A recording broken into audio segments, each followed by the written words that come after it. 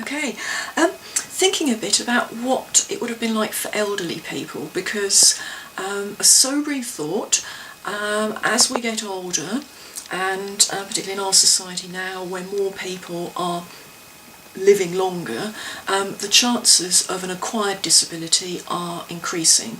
So just to dispel a little myth that in the past nobody got old. There's this sort of idea that the further back you go in the past, the more life was nasty, brutish, and particularly short. Well, that isn't really true.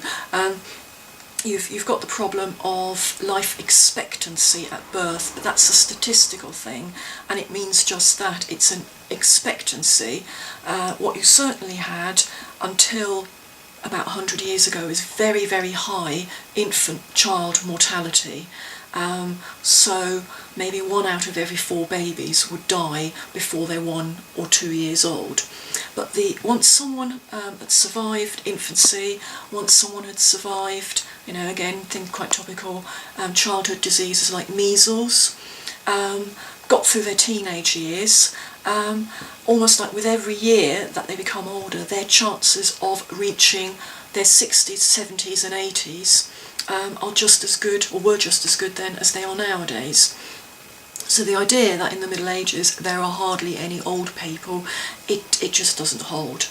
For those people who survived the dangers of infancy and childhood, and then other factors, maybe like wars or famines, they would certainly have reached the same age as nowadays. And you can find that partly from documents where people's age is given, and you also find it in archaeology.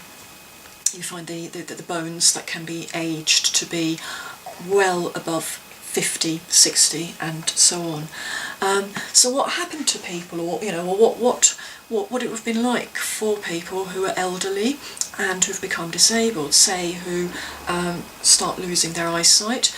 Glasses, spectacles, by the way, were probably invented in the late 13th century, and until then, if someone started having weak eyes, failing eyesight, there was hardly anything that could be done. But with the invention of glasses, that of course helps.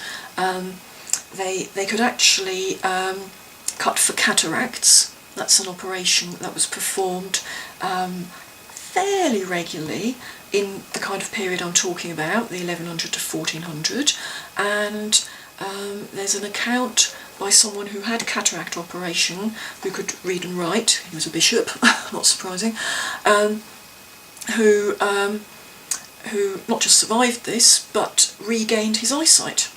So the surgical method, despite not being any equivalent to modern surgical techniques, for things like cataract, they did have the means to help people then.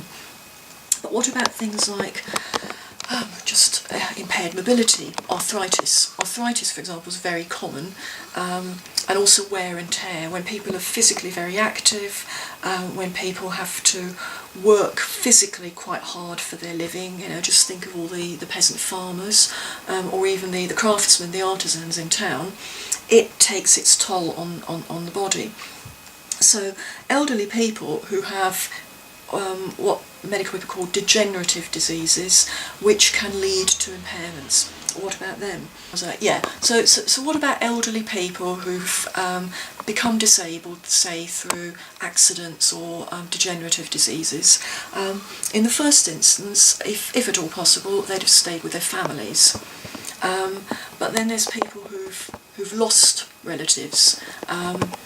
It's not uncommon for children to actually die before the parents due to things like famines or diseases, infectious diseases, or even warfare.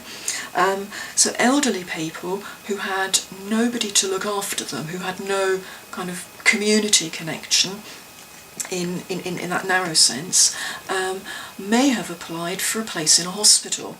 Now here's a picture of a medieval hospital. This is late 15th, maybe early 16th century.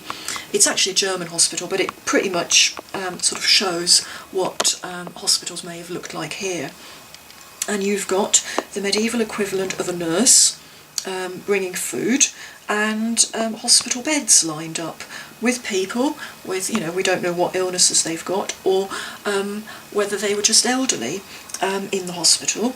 And the same figure appears twice. He's a saint, so he's the patron saint of this hospital, and I think it's St. James, and he's shown coming into the hospital and actually helping or ministering to the sick, elderly or disabled people who are in the hospital.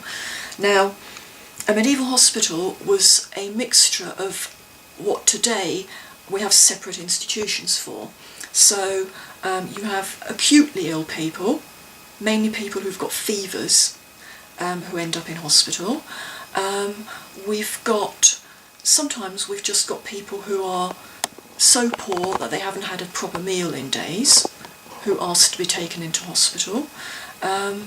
We've got elderly people who become kind of long stay patients, and then depending on who founded the hospital, sometimes you've got pregnant women who are on their own, who go to hospital. Other hospitals exclude them, so it very much varies according to what kind of purpose, what the intentions were of the person founding the hospital. And sometimes you get things that are a bit of a crossover between hospital and old folks' home, and that's an almshouse. So that's where people who either don't have any family, any relations who can look after them go to, or, and this is kind of the other side of the coin, or people who are fairly wealthy and for some reason or other don't want to stay with their family. They buy a place in the almshouse.